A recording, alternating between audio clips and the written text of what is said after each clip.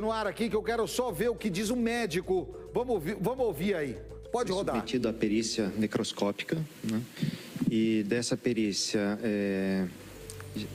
se verificou ali a ausência de sinais macroscópicos, né, de violência, né, ou sinais ali externos que sugerissem ou evidenciassem emprego de violência. Então a perícia avança através de exames complementares. Tá aí, então deixando claro, né? Isso aí só prova o que nós estávamos falando da questão da perícia, que vai ser fundamental nessa história. Daqui a pouco nós vamos ouvir também o que diz o delegado. Vamos atualizar todas as informações para você agora. O delegado João Reis falou com a nossa equipe. A pergunta que todos fazem é: o menino, o Tiaguinho, teria sido assassinado? Se não foi assassinado, houve uma omissão por parte da mãe diante do que aconteceu? Vamos ver o que diz o delegado João Reis. Roda aí pra gente. Em relação à questão de violência no corpo, né, numa análise preliminar da perita, ela não indicou, não analisou ali, visualizou qualquer indício de violência, como uma esganadura, como uma lesão, um trauma no corpo da criança. Claro, vai depender de alguns laudos complementares, mas vai naquela linha de investigação que nós tínhamos do início, que a criança teria caído naquele rio, naquela situação que nós estamos apurando. A apuração agora é para verificar como que a criança caiu no rio.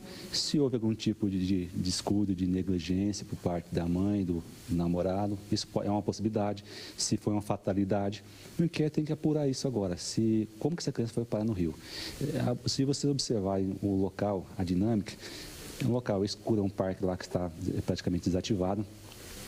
E entre a parte de grama, que é o piso, com o leito do rio, nós calculamos que tenha 11 metros de altura aquilo aí, ou seja, a profundidade entre a parte de grama e o piso lá daí é 11 metros.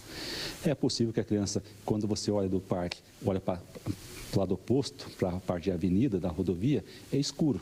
Para o lado do lago, do rio, você vê casa do lado oposto.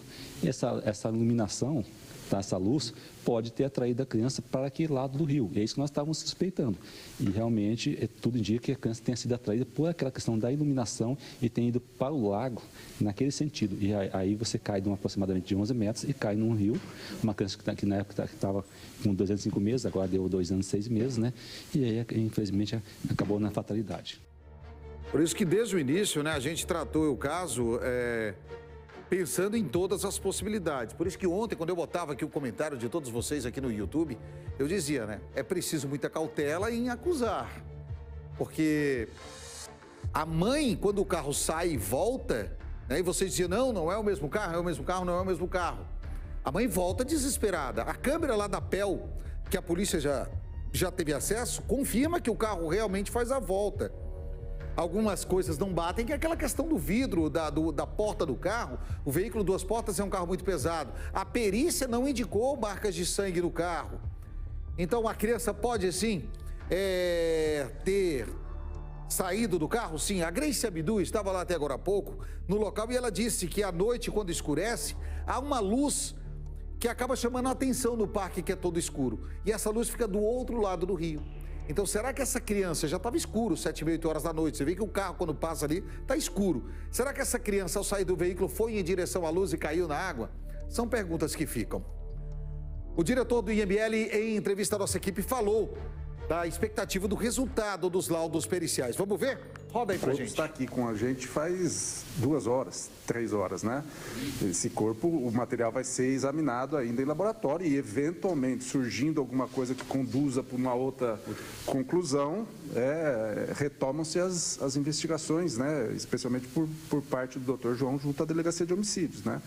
Essas são as informações preliminares que, externamente, não foi localizado nada no corpo da criança. Se os exames de laboratório apontarem algo em outra linha de investigação, vai ser informado em laudo pericial, vai ser repassado à autoridade policial, que vai fazer as correções de investigação necessárias, né?